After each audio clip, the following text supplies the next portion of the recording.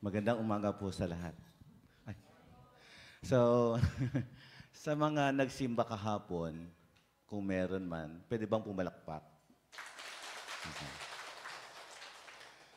Alam natin lahat na kahapon ay ang pinakasentro ng selebrasyon ay si Jesus ay mabuting pastol. Yan. At ngayon narinig natin yung tungkol sa pagiging gate o yung daraanan. Pero gusto kong mag-focus pa rin, kahit yung gospel, ito may related lahat. Kasi yung kahapon, is either ngayon ang gospel or yung kahapon pwedeng basahin. Hinanda ko pa rin yung pangkahapon dahil yun ay pwedeng basahin ngayon. At may dalo akong gustong i-share sa inyo regarding yung kung sino si Jesus bilang mabuting pastol. May dalo siyang katangian. Una, yung pag-aalay ng buhay. Yung iniaalay ang buhay. Siyempre, yun, laying down his life.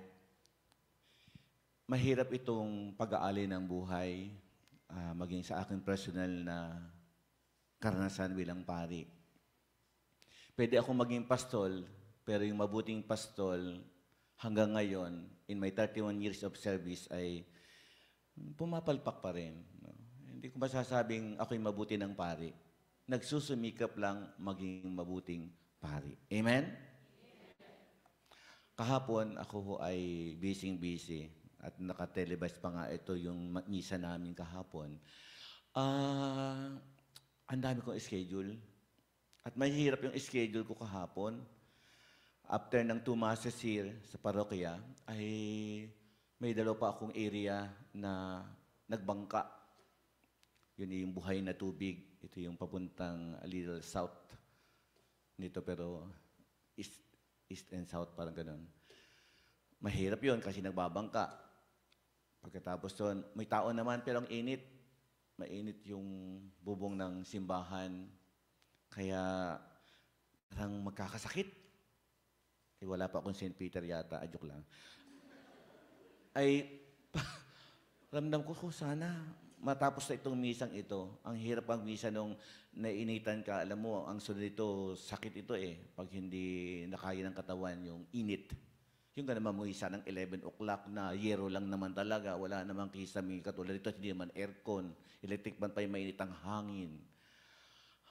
So, natapos. Sakay ulit sa bangka. Alam niyo bakit?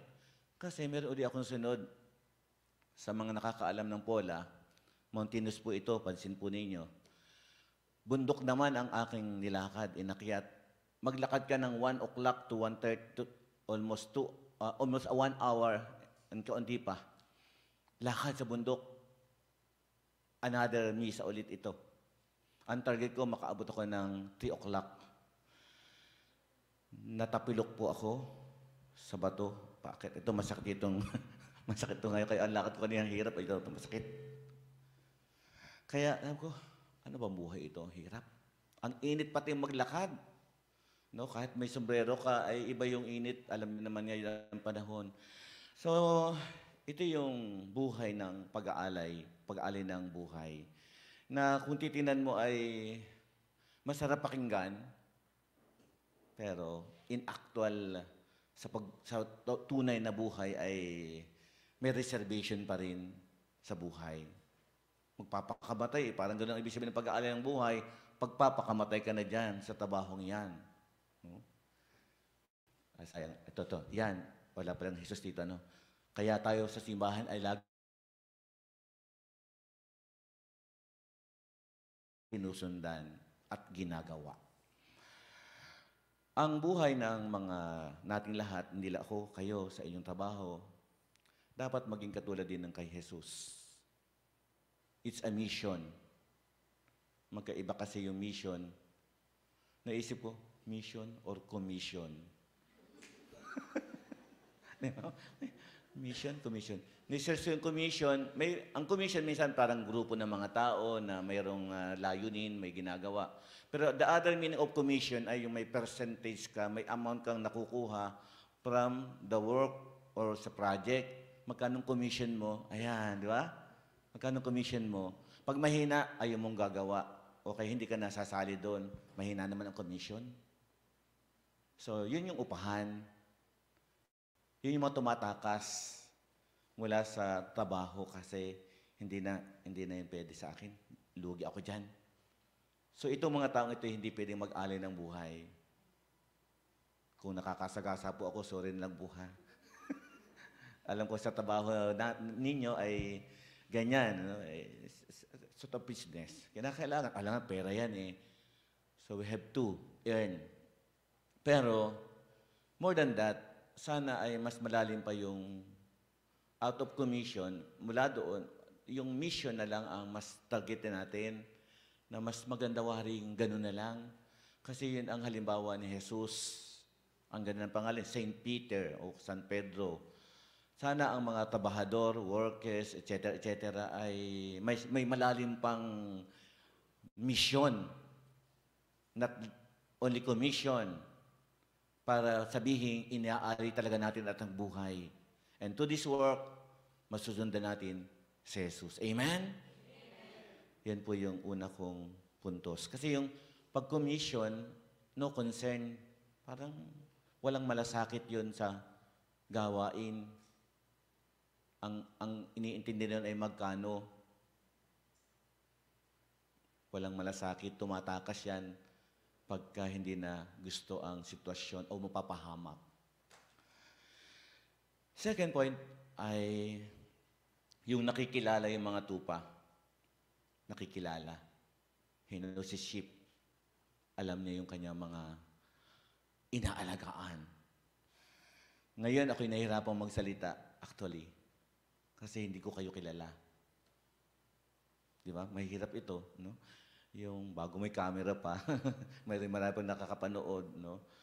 Hindi ko kilala ang aking inaalagaan ng sinasabihang mga tupa. Baka ako makasagasa.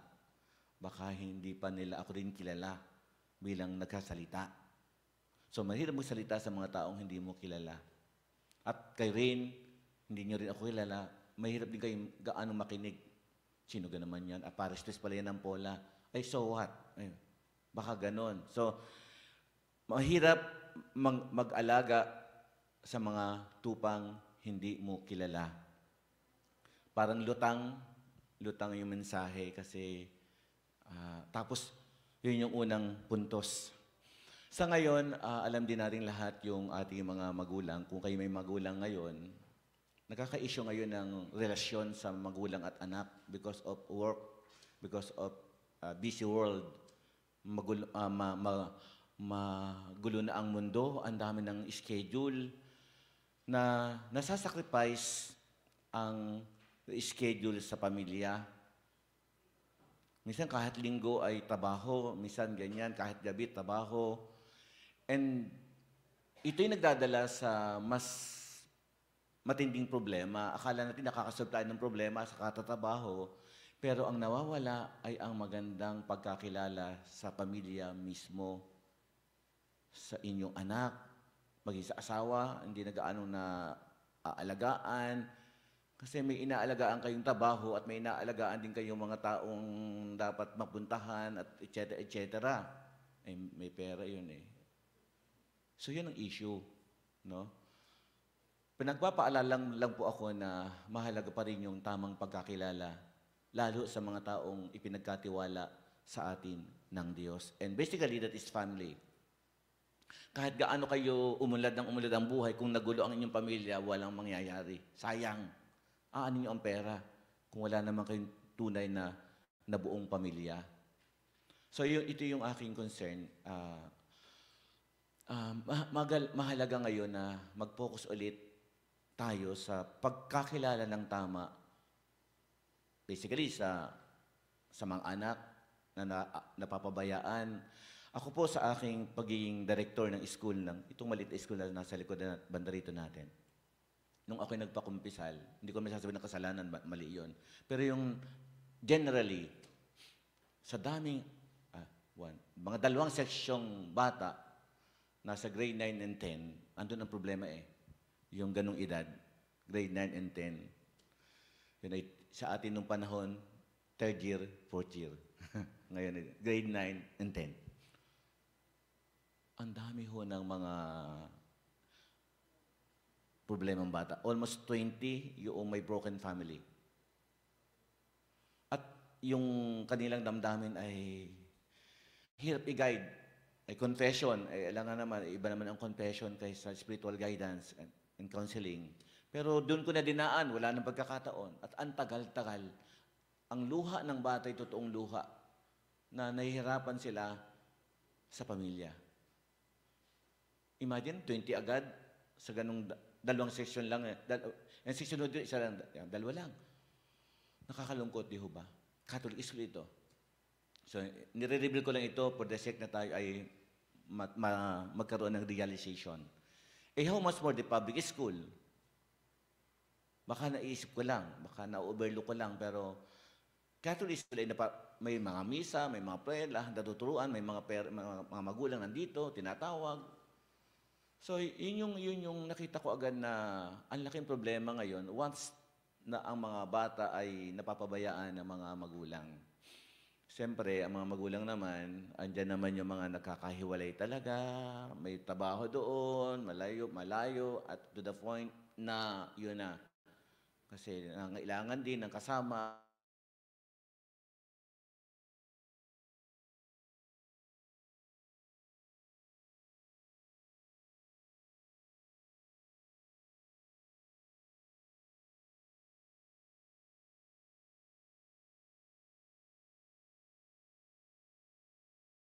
Magpastol.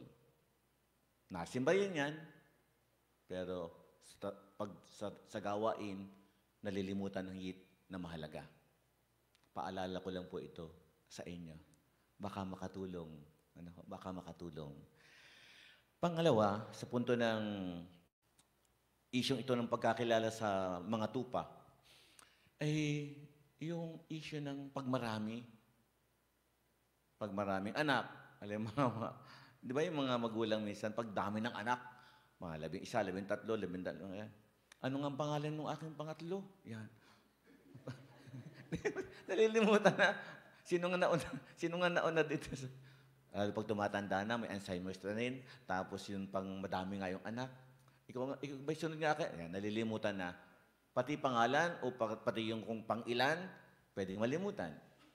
Ay how much more yung mga ugali at mga mga batang ito, paano mo masusubaybayan? So yung pagdami ng inaalagaan, ito rin po ay malaking problema sa issue ng pagkakilala. Kaya halimbawa sa inyo rin mga trabaho, pagdami ng inyong iniintinding mga tao, minsan mahirapan din ho kayo. Kaya mamigay naman kayo sa iba. Ibig sabihin, share lang ang mga pinapastol. Huwag sobrang gahaman kasi pagdami ng iyong concern, baka hindi mo naman kayang pastulin. Kayo ay hindi na maging totoo kang mabuting pastol. Sa aming buhay pare, ito ang aming dilema. Pag naman hindi kami binigyan ng maraming, ito, totoo St. John the Baptist. Hindi na ba ito napakarami, pero napakahirap. Mahirap puntahan yung mga area dito. Talagang kailangan mo ikaw ay healthy. Yun ang unang requirements dito ni Bishop ata. Ay ngayon ho, matatapos na ang aking term. No? Hanggang yun lang ho kami, reshuffling na kami dito, reshuffling na. Salamat sa Diyos, makakaraos na. Ano? Dito ho, bago umalis ang pari, nabibingi, napipila. Yung mga sinundan ko, yun ang nangyari eh. Ay salamat ako'y hindi pa. Sana dadalong buwan na, titiis, hindi ko na. Pero napilay na nga ako, nadali na ako kahapon eh. So, pero hindi ito totoo. Yung kanila'y talagang nasobrahan na sa hirap ng nangyayari. So, ang ibig sabihin po dito, mahirap yung pagdami ng iyong inaalagaan. Akala mo Superman ka? Hindi eh. Mahirap talagang kilalanin pag sobrang dami na.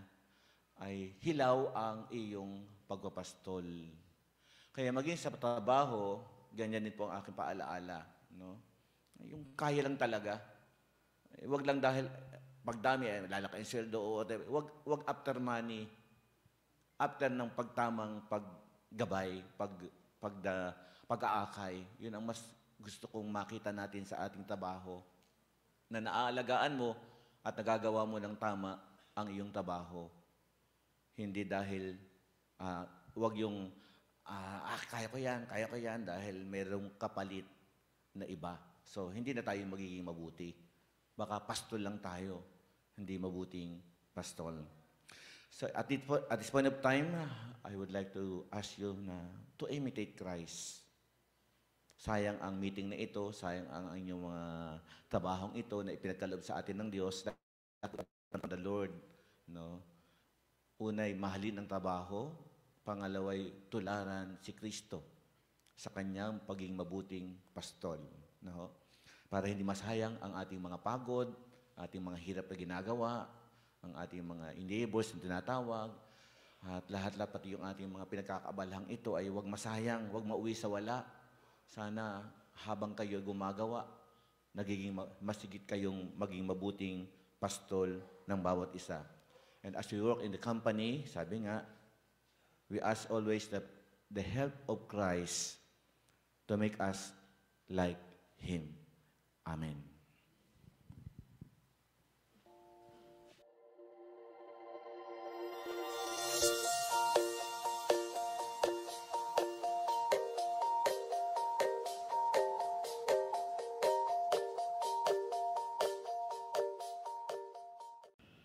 God is good all the time. Thank you for joining us today. View our past broadcasts on our Facebook page, St. Peter Community, and subscribe our YouTube channel. Like, share, and hit the bell.